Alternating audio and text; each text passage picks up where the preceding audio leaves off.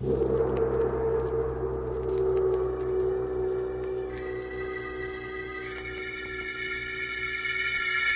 Sealed Book.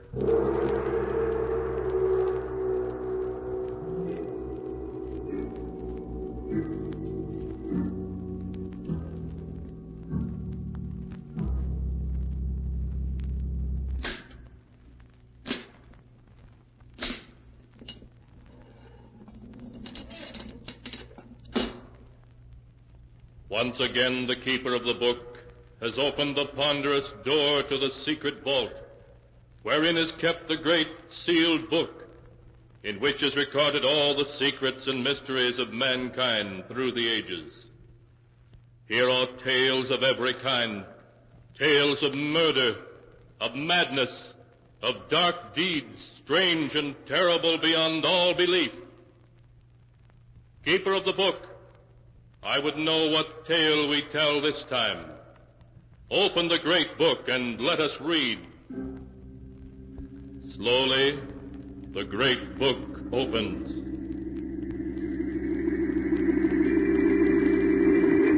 One by one, the keeper of the book turns the pages and stops.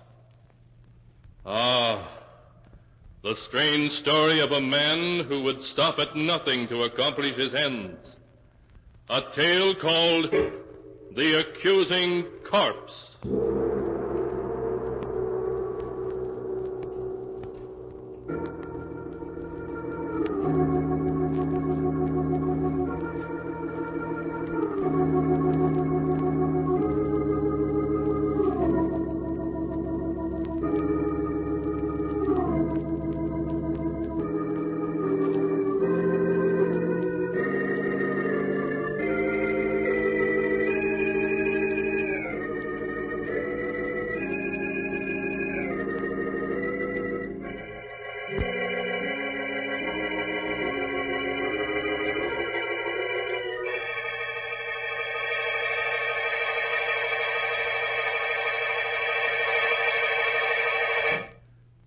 Here is the tale, The Accusing Corpse, as it is written in the pages of the sealed book. Philip Drake, the wealthy stockbroker, is pacing nervously back and forth in the drawing room of his country mansion. His face becomes pale as Vivian, his wife, enters the drawing room, a suitcase in one hand. Well, Philip, I'm all packed and ready to leave. I do hope Vivian, that how can you do this to me? You know I love you, that I'd do anything to make you happy. Oh, Philip, let's not go over that again. Oh, please, darling, don't leave. At least not until your brother Roger's arrived and had a chance to talk to you. He'll be here any minute. Oh, nothing that righteous brother of mine can say will change my mind. Now, would you mind lending me your car to get to town? Vivian, if you leave me, you won't get a cent. Not a cent, you hear? Really? Did you ever stop to think, Philip, that there might be another man? One with more money than you? Another man? Oh, no, Vivian, there couldn't be. And why not? But we've only been married 3 months. Why, there couldn't have been anybody in that time. Oh, but there was. Oh, Vivian, you can't do this to me. I love you. I love you. I won't let you go. I really must be saying goodbye now. He's waiting for me in town. I don't want to be late. If I can't have you, no one else will. Do you hear? Oh, really? You're being ridiculous. I must go now. No. Philip, what are you... A gun. Yes, Vivian. A gun. I told you if I couldn't have you, no one else would, and I mean it. Even with that gun, you can't keep me. Do you hear? I'd sooner die than go on living with you. I'm going, and you're not going to... You shot... Vivian. Philip, what happened? I thought I heard... Vivian. I didn't mean to do it. She was going to leave me. Vivian. Roger. Is she dead? Yes. Philip, do you know what this may mean? Life imprisonment, perhaps even the electric chair? Yes, I know. I lost control of myself. Nothing seems to matter now. You simply can't throw your life away like that. even if Vivian was my sister. I don't mind telling you that I always felt you were far too good for her. She didn't deserve to be your wife. Oh, please, Roger. Look, if we were to get rid of the body, who could possibly know that she didn't leave here tonight as she'd planned? No. It wouldn't work, Roger. You can't get away with murder. That's nonsense, Philip. Now, if we were to bury her in the woods, no one would ever find her body. Bury her in the woods? I couldn't do that. Philip, you must let me handle this. Oh, and you better give me that gun. All right, Roger. Here you are. Good. Now, you wait here. I'm going to get rid of the body.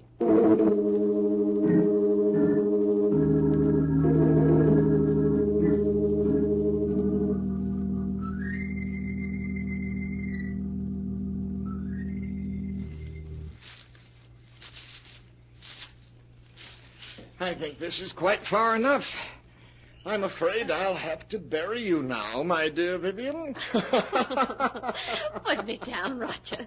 I'm tired of being carried like a sack of potatoes. All right. There. Oh, and let me congratulate you on your performance as a corpse as I carried you out. Roger, do you think he suspects anything? Of course he doesn't. He's positive that he shot and killed you. Oh. It was very clever the way you taunted him into doing it. You've got the gun, haven't you? Certainly I've got it. You don't think I was going to let him discover that the bullets had been removed and blank cartridges substituted, did you? No, not you, Roger. You always know what you're doing. It was a lucky day when you met me. Look, now here's the key to the apartment I rented in town. You'll find my car a quarter of a mile down the road. All right. I'll be waiting for you at the apartment. I'll be there in a few hours. Well, now let's see. This seems like a nice place to dig.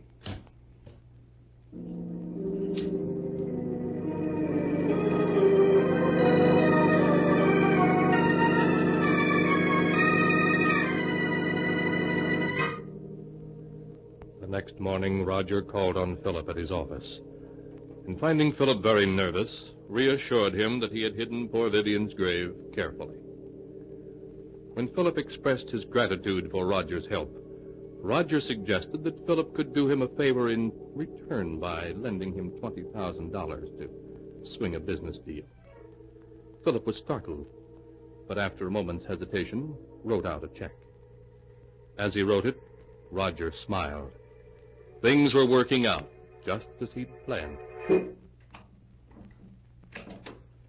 Roger, did you get it?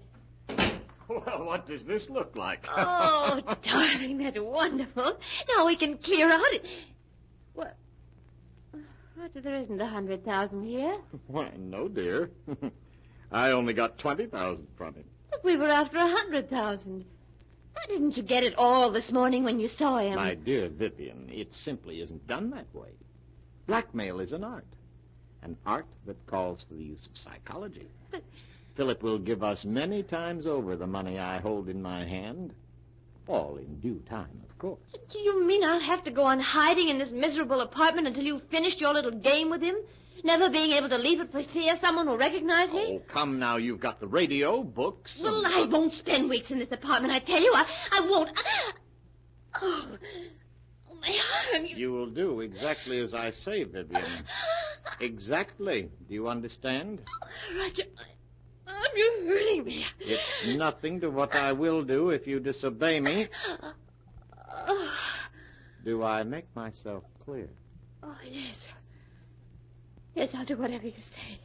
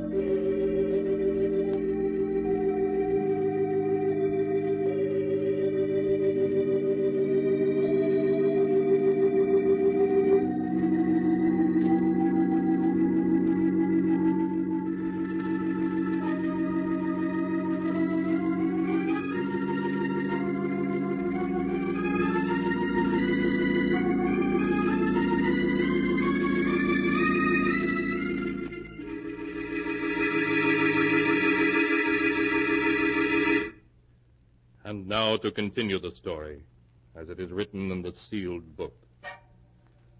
A week passed. A week in which Roger patiently bided his time, for time he knew was working on his side against Philip. Then one morning he called on Philip at his office. Good morning, Philip. How are you? How do you expect me to be? This past week I've been able to think of nothing but Vivian. What happened that night? Philip, you must stop brooding over it. Whatever happened was her fault, not yours. Yes, you're right. Perhaps what I need is a vacation. Of course. A trip would do you a world of good. And if I could afford it, I'd go along with you. You mean you haven't any money? I'm afraid not, Philip. That's what I've come to see you about. I must have $40,000 at once. 40,000? Yes. If I don't get the 40,000, it may mean prison for me. You wouldn't want to see that happen, would you? No, of course not. Roger, After all, Philip, I saved you from prison. In fact, I made myself an accomplice to Vivian's murder by not turning you over to the police. Yes, I know, but... You could hardly expect me to remain loyal to you if you weren't willing to help me, could you? I see. Seems I haven't any choice. Very well, Roger. I'll write you out a check.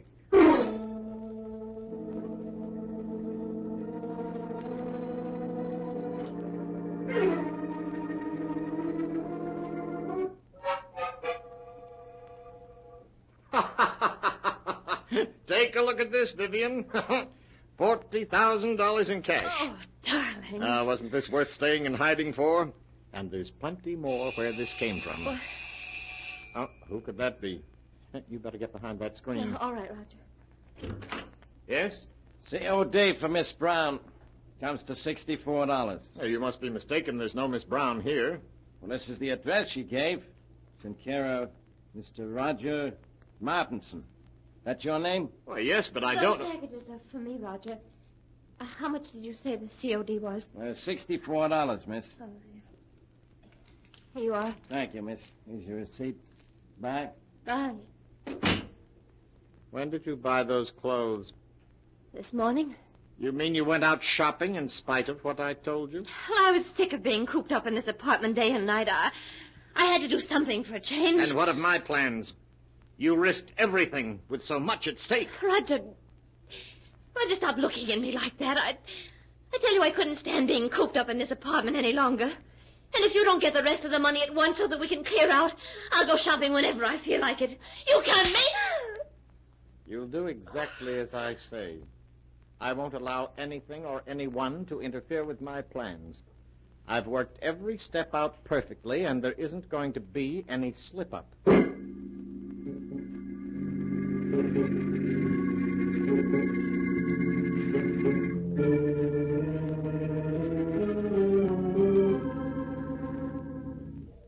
Another week passed.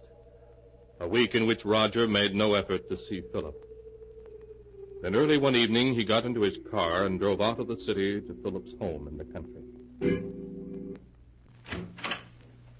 Oh, it's you, Roger. Come in. Good evening, Philip. Where are the servants? This is their night off. You're not looking well at all, Philip. You shouldn't remain in this big house by yourself. What difference does it make where I am? Wherever I go, the memories of that night follow. It's hard to believe that it was only 2 weeks ago tonight that I killed her. 2 weeks ago tonight? Why, so it was.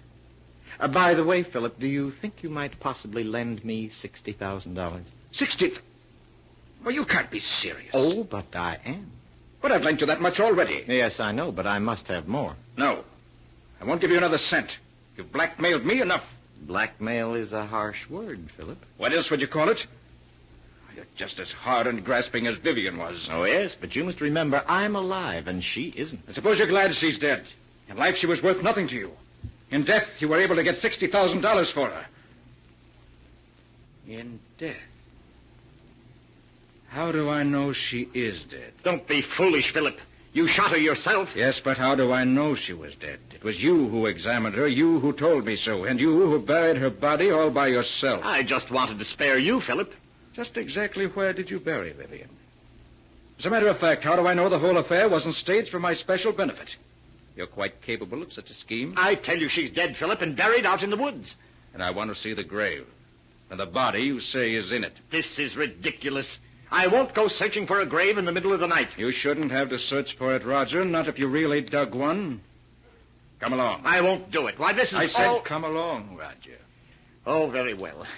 But I'm not certain I'll be able to find the grave. After all, the woods is fairly large, and it's been 2 weeks since I buried her. Quite all right, Roger. We'll stay out there until you do find her.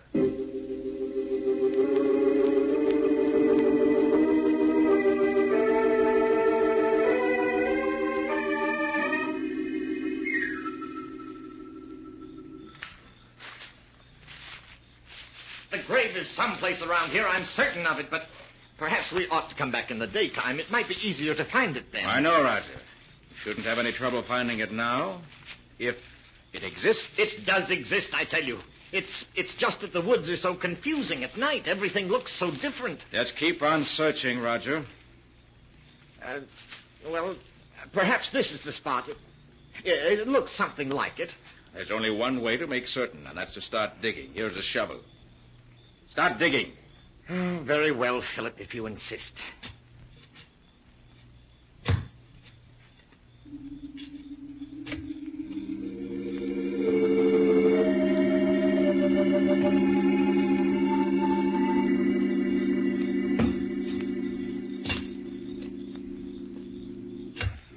Well, Roger, you've been digging for 20 minutes now, and you haven't uncovered a body. You're a great actor, but I'm afraid this time you've overplayed your role. What do you mean? Vivian isn't dead, and there's no use pretending she is. Everything that's happened was part of a scheme the two of you planned to extort money from me. I tell you she's dead, Philip. And where's the body? I thought this was the spot, but I must be mistaken. I'm sure I didn't bury her any deeper than this, but... Philip, turn the flashlight this way. What is it? Look. You see what I've uncovered? A hand. Yes. This is the spot where I buried her. Just a few more shovels full. I'll have her body uncovered.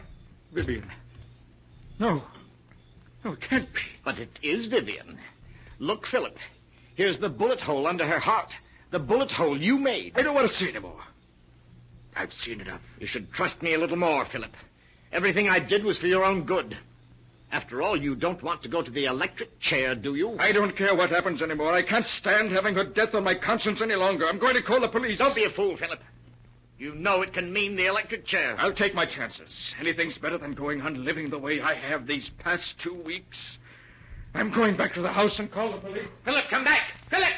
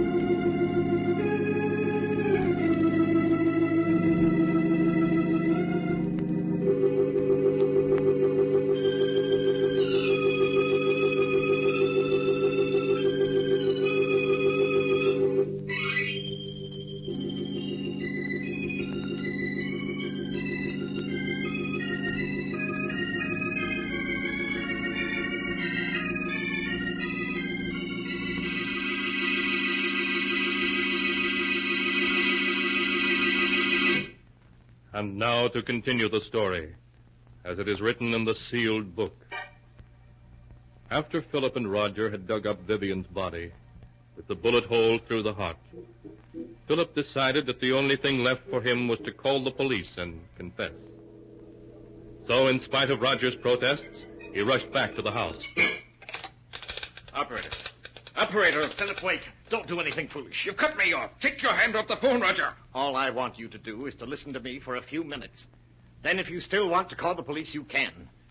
Now, please, put the receiver down, Philip. That's it. What do you want to tell me? Well, do you mind if I mix myself a drink first? It's been a rather difficult evening. Very well. What about one for you? You look as though you could stand a drink. No, thank you. Nonsense now. It'll do you good.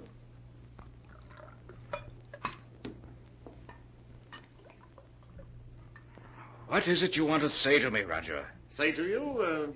Oh, yes. Here's your drink. Thank you. Well, what shall we drink to? We'll drink to your good luck, come what may.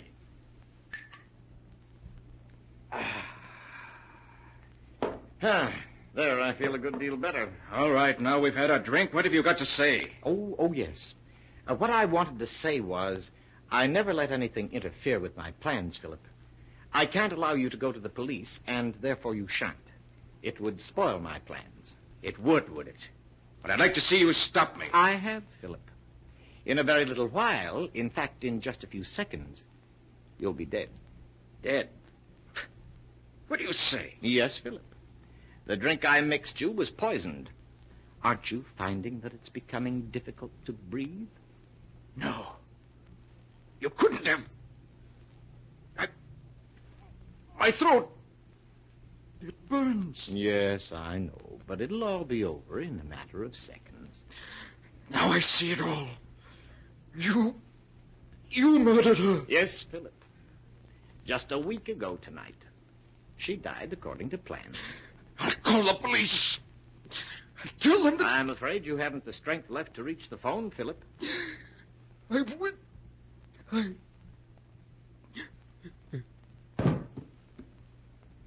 You and Vivian never had a chance, Philip. I had things worked out perfectly, down to the smallest detail. Hello, operator. Operator, please connect me with the police.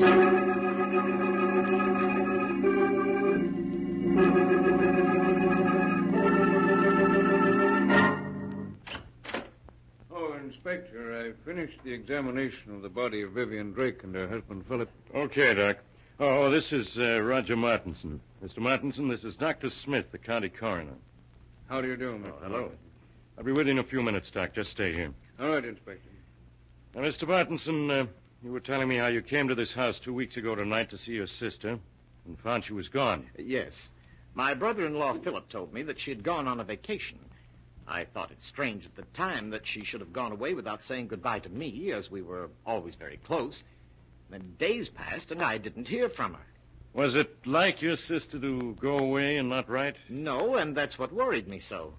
The past 2 weeks, Philip kept putting me off when I inquired about Vivian's whereabouts. Tonight I couldn't stand it any longer, and I came to this house to have it out with him. Well, what did your brother-in-law say when he saw you? He was quite agitated at my unexpected arrival. When I threatened to go to the police, he broke down and confessed to having murdered Vivian. When had he murdered her? He told me he'd done it 2 weeks ago tonight. That was the very night I'd come here to see Vivian, and he'd told me that she'd left for a vacation. I see. Go on. Naturally, when he told me he'd murdered her, I was aghast. He led me to the woods and showed me the grave. We returned to the house, and before I could stop him, Philip had taken poison. I then called the police. Well, seems like a plain case of murder and suicide to me. Right, Doc? Perhaps, but Mr. Martinson, I was very much interested in what you had to say regarding the murder of your sister. You say that your brother-in-law confessed to murdering her 2 weeks ago tonight. Yes, that's correct. And you never saw her alive after that night? Oh, why, no, of course not. What are you getting at, Doc? Please, Inspector. Mr. Martinson, would you mind telling me where you live? Why, at 425 West 106th Street. Tell me, were some clothes delivered to that address? In your care 1 week ago today? Clothes? Yes, to be exact, a woman's sports suit, which cost $64. and arrived COD. Why, no. You're lying, Mr. Martinson. I have in my hand a slip of paper that not only proves that you're lying, but will send you to the electric chair. Doc, what are you saying? Yes, Inspector. Mr. Martinson's plan was perfect, but he slipped up badly. He forgot to search Vivian Drake's clothing before he buried her. When I examined her body just now, I found in one of her pockets this receipted bill bearing the date April 9th. That proves beyond a doubt that she was alive 1 week ago, and consequently couldn't have been murdered by her husband on April 2nd, as Mr. Martinson here claims. I know. Yes, Mr. Martinson. It was you who killed her. The corpse has accused you from the grave of murder and has given us proof of your guilt. No, it can't be. I had everything planned perfectly. Perfectly, do you hear? Down to the last detail. I couldn't have failed. I couldn't.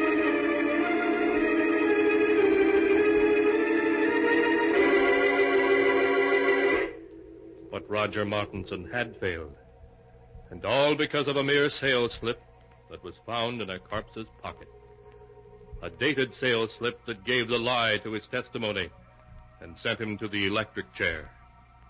For murder is always without, though it takes the dead themselves to tell of it.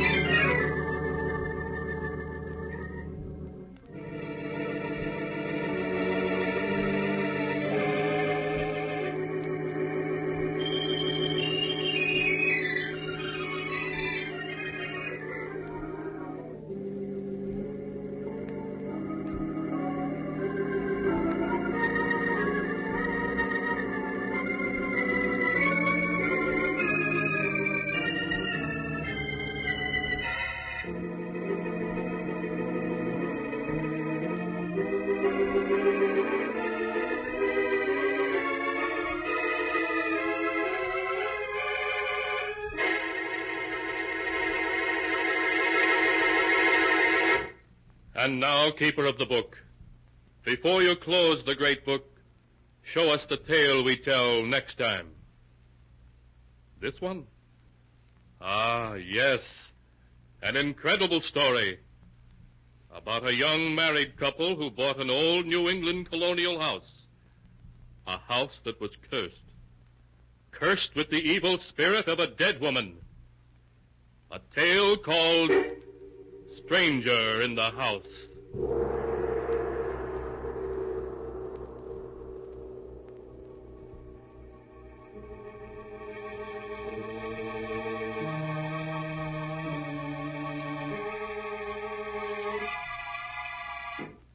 Be sure to be with us again next time, when the sound of the great gong heralds another strange and exciting tale from The Sealed Book.